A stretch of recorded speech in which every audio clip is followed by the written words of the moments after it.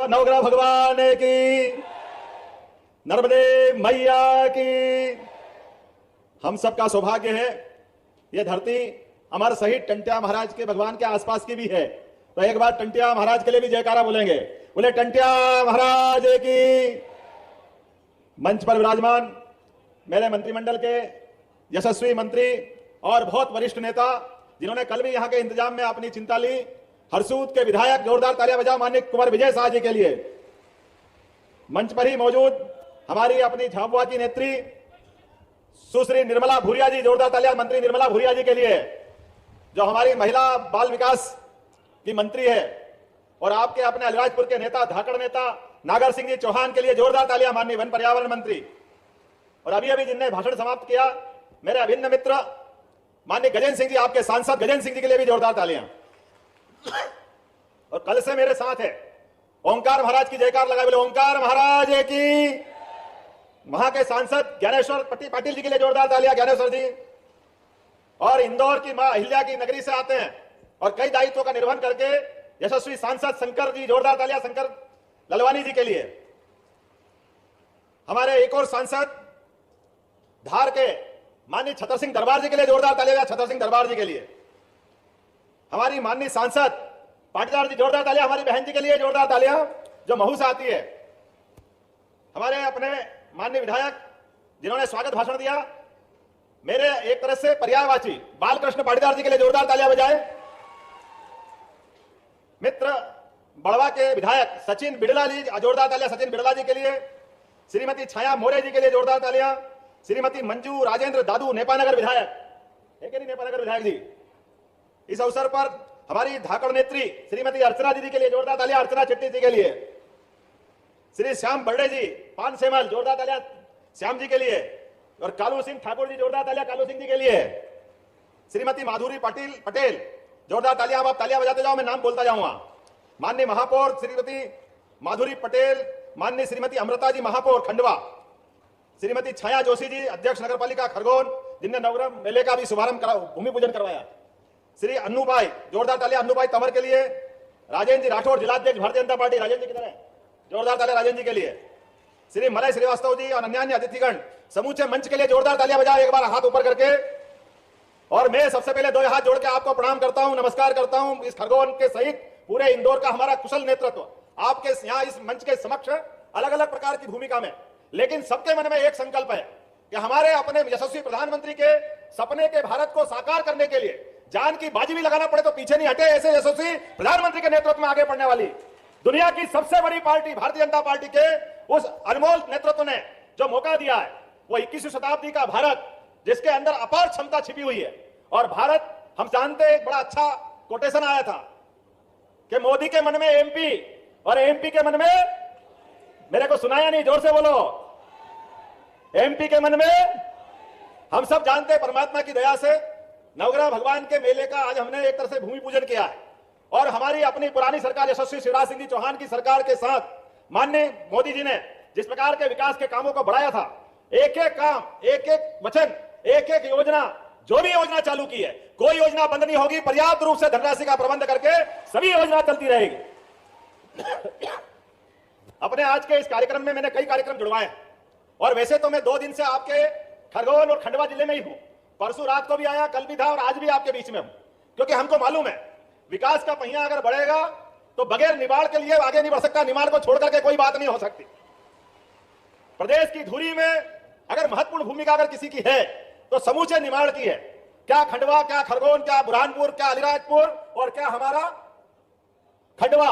और मैं उम्मीद कर रहा हूं कि आज को जिस प्रकार का ये माहौल बना है, वाकई आपने अपने सारे परिश्रम से भारतीय जनता पार्टी ने जो प्रचंड बहुमत की सरकार बनाई है, आपने प्रचंड प्रेम का आज प्रकटीकरण करा है। पूरा पांडाल और पूरा स्वागत समारोह, वाकई में एक बार आपको फिर दोनों हाथ जोड़ के प्रणाम करता हूं। कोई किसी सामान्य परिवार के व्यक्ति के प्रति लोकतंत्र के लिए यह बहुत बड़ी बात है। ये आज का हमारा दौर कई मायनों में अलग है, कई मायनों में हमको सबको सीखने और सिखाने वाला है। आजादी का वो कठिन दौर, जिस कठिन दौर के बाद लोकतंत्र की लड़ाई प्रारंभ हुई थी, और लोकतंत्र की लड़ाई में आपके टंट्या मामा सहित 1857 के बाद अंग्रेजों की प्रखर चुनौती के सामने कई क्रांतिकारियों ने अपना बलिदान दिया। कई क्रांतिकारियों ने अपने खून की होली खेल करके इस लोकतंत्र की पुनर्स्थापना के लिए प्रयास किया। इसी लोकतंत्र के लिए, इसी झाबुआ जिले के पुराने जिले और आज वर्तमान के अलीराजपुर से चंद्रशेखर आजाद अपने पढ़ाई करने गए थे बनारस में, लेकिन देश की आजादी के लिए उनने संकल्प किया है, मैं आजाद रहा हूं, आजाद ही रहूंगा, लेकिन भारत माता को भी आजादी के मार्ग में अपने आप का बलिदान करके इस देश की आजादी के लिए मार्ग प्रशस्त किया है। कौन भूल सकता है चंद्रशेखर आजाद को? कौन भूल सकता है भगत सिंह को? कौन भूल सकता है तमाम वो क्रांतिकारियों को जिन्होंने देश की आजादी के लिए अपना सर्वस्व अर्पित किया?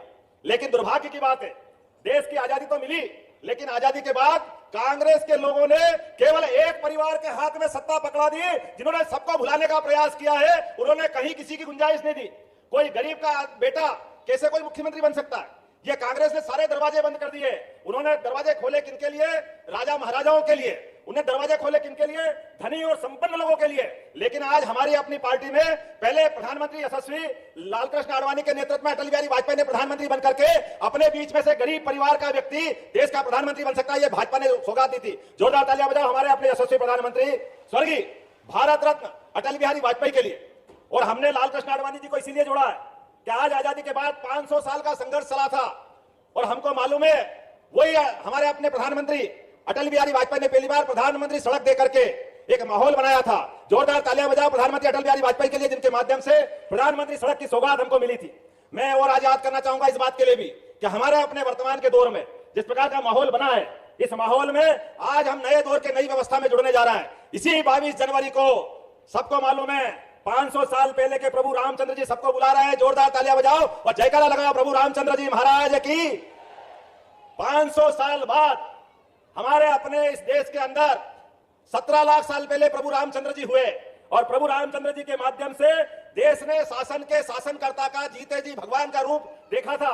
प्रभु रामचंद्र जी की कल्पना करो, कैसा आदर्श व्यक्तित्व, जिनका रोम रोम जनता की सेवा के लिए निकला और हमने भी कैसा समाया उनको।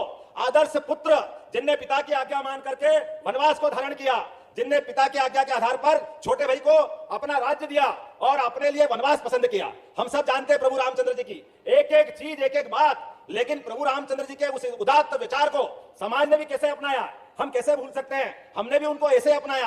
आराम करने जाओ तो राम आराम, राम जी के पास जाते हैं। एक दूसरे का अभिनंदन करें तो राम राम, और सम्मान के साथ बोलना तो जय श्री राम। हम सब प्रभु राम जी के लिए कितना सम्मान के साथ रखते थे, लेकिन प्रभु रामचंद्र जी के मार्ग में भी दुर्भाग्य से कुछ लोगों ने अड़ंगा लगाया। और अब जब प्रभु रामचंद्र जी का मंदिर बनने के मार्ग में हम आगे बढ़े तो आज आ गए कि हाँ हम भी राम जी को कह रहे हैं, हम भी राम कर रहे हैं। भैया करिए, लेकिन पहले माफी मांगिए देश से।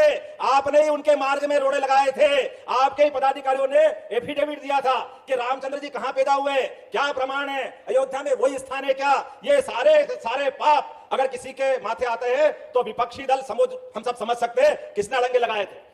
लेकिन आज जब प्रभु रामचंद्र जी का मंदिर बनने की तरफ बढ़ रहा है, प्रभु रामचंद्र जी के लिए हमारे यशस्वी प्रधानमंत्री ने सुप्रीम कोर्ट के निर्णय के आधार पर अगर कदम बढ़ाए तो आज हमारे उस यशस्वी एक ऐतिहासिक पल को निहारने के लिए पूरा विश्व कहीं से कहीं तक भी 200 से ज्यादा देश है और 142 करोड़ की आबादी है, सब पलक पावड़े बिछा करके उस घटना को निहारना चाहते हैं जब गर्भगृह में भगवान राम अपना प्रवेश करेंगे और प्राण प्रतिष्ठा होगी। तो एक बार फिर हमारा पूरा प्रदेश, पूरी सरकार, हम सब मिलकर के हर गली मोहल्ले गांव गांव में प्रभु रामचंद्र की जय जयकार करते हुए प्रभु रामचंद्र के उस बड़े ऐतिहासिक पल में सम्मिलित होंगे। जोरदार ताली बजा करके हमारे उस संकल्प को पूरा करेंगे, जिसके माध्यम से मध्य प्रदेश की सरकार ने अपने गठन के पहले निर्णय में हमने इस बात को तवज्जो दी थी कि हाँ हम प्रभु रामचंद्र जी के लिए जिस मार्ग से राम भक्त गए थे कार सेवा करने के लिए, जिस मार्ग से, रेल से, बस से हमारे राम भक्तों ने लड़ाई लड़ी थी और उन पे अत्याचार हुआ था, उस मार्ग के जाने वाले रास्ते से सभी राम भक्तों के लिए फूल बिछा करके हम वंदन करेंगे, अभिनंदन करेंगे, स्वागत करेंगे। ये हमारी सरकार है जो इस बात का संकल्प करेगी कि हाँ हम प्रभु रामचंद्र जी के मामले में कोई कॉम्प्रोमाइज करने वाले नहीं है, हम किसी बात से छोड़ने वाले नहीं है। और आपने देखा कि सरकार के साथ एक निर्णय और किया, नई शिक्षा नीति के माध्यम से। हमारी शिक्षा नीति में प्रभु रामचंद्र जी, टंटिया महाराज, कई सारे ऐसे गौरवशाली पक्ष जिनको छोड़ा है। अभी आपके बीच में पाटीदार जी ने एक मांग की है, आपने कहा कि एग्रीकल्चर कॉलेज खोलना है। माननीय पाटीदार जी, आपके लिए कह रहा हूं, बालकृष्ण पाटीदार जी, भैया आप ही के लिए कह रहा हूं। अब हमारा जमाना वो आया है कि जिसमें एग्रीकल्चर कॉलेज खोलने के लिए कोई अलग से कॉलेज नहीं खोलना है, हमारे चलने वाले विश्वविद्यालय उसी में एग्रीकल्चर की पढ़ाई करा देंगे। ये बदलते दौर की नई शिक्षा नीति है, जिसके माध्यम से गया जमाना के एक कोर्स के लिए एक कॉलेज खोलो। आज उस बात की आवश्यकता नहीं है। आप सब सुन लेना, एक बार जोरदार ताली बजाओ यशस्वी प्रधानमंत्री के लिए, जिन्होंने नई शिक्षा नीति को लागू करके लॉर्ड मेकाले की 1835 की शिक्षा नीति का आमूल चूल परिवर्तन कर दिया।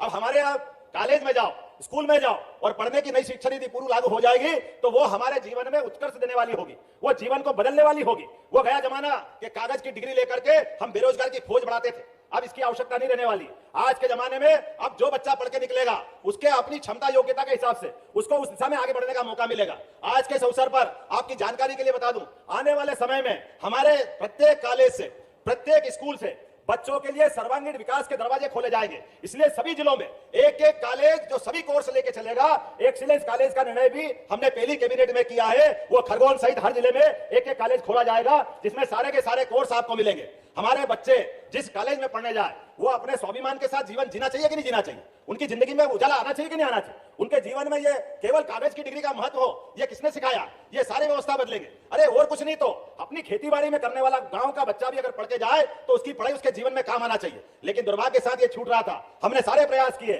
कि वो सारे प्रबंधन हम करेंगे। आज के इस अवसर पर मैं आपके बीच में इस बात को भी कहना चाह रहा हूं, आज अपने यहाँ इसी संभाग में हमने विकेंद्रीकृत व्यवस्था के आधार पर पूरे संभाग के सभी सांसद, विधायक सबको बुलाया है और हमने कहा कि शासन की योजनाओं का समीक्षा भी संभाग लेवल पे करेंगे और संभाग से जिला और जिले से विधानसभा तक प्रत्येक योजना के प्रत्येक निर्णय का पालन नीचे करने की प्रबंधन हमने किया है। इसके लिए एसीएस, एडीजी हमने सबको जोड़ा है कि आप अपने संभाग के अंदर दक्षता से काम करिए। अभी आपने देखा होगा गुना के अंदर एक यात्री बस में 13 यात्री जल के मर गए। हमने कहा यह हमारी सरकार में बर्दाश्त नहीं किया जाएगा। ऐसे किसी भी घटनाक्रम में कठोर कार्रवाई करके सरकार सभी से सख्ती के साथ निपटने में सक्षम है। हम सब मिलकर के ऐसे विकास के कई कई कामों को लेकर, और आपके बीच में तो बाबा महाकाल के महालोक के बाद अब ये सारा निर्माण इस बात के लिए लालायित है कि हमारा क्या खंडवा, क्या खरगोन, क्या बुरहानपुर, क्या बड़वानी, हमारे सारे के सारे जिले सब विकास के दरकार में धार्मिक पर्यटन को बढ़ाने के लिए भी आगे बढ़ेंगे। मैं आपको आश्वस्त करता हूं निश्चित रूप से ये सारे जिलों में विकास के लिए इस दिशा में भी ठोस कदम किया जाएगा। जो यहाँ का जनप्रतिनिधि कहेंगे वो सारी की सारी मांगे मान ली जाएगी और हम अपने यहाँ रोजगार के नए अवसर खोलेंगे। आने वाले समय में जैसे ये खंडवा की ट्रेन आपके पास आ रही है, ब्रॉडगेज लाइन, इस ब्रॉडगेज लाइन के माध्यम से मेरी अश्विनी वैष्णव जी से बात हुई। हमने कहा कि ये जो भविष्य में रेलवे ट्रैक उत्तर से दक्षिण को जोड़ने वाला, वर्तमान में अगर खंडवा तक दक्षिण की ट्रेनें आती है, फिर वो इटारसी जाती है, फिर भोपाल जाती है, फिर ग्वालियर जाती है और बाद में दिल्ली पहुंचती है, लगभग 250-300 किलोमीटर का चक्कर बच सकता है। अगर वो ट्रेन सीधी खंडवा से हमारे इस परंपरागत इंदौर के मार्ग पे निकाल दो तो लगभग लंबा समय बचेगा। और हमने कहा कि अभी आपने सिंगल ट्रैक बनाया, ये डबल ट्रैक बनाने की मांग उनके सामने रखी है और बहुत जल्दी विचार करके वो उस योजना पे काम करेंगे जिसके माध्यम से एक नया रेल का ट्रैक आपसे जुड़ेगा, जिसके माध्यम से बड़े पैमाने पर विकास की संभावना आएगी। हमारा अपना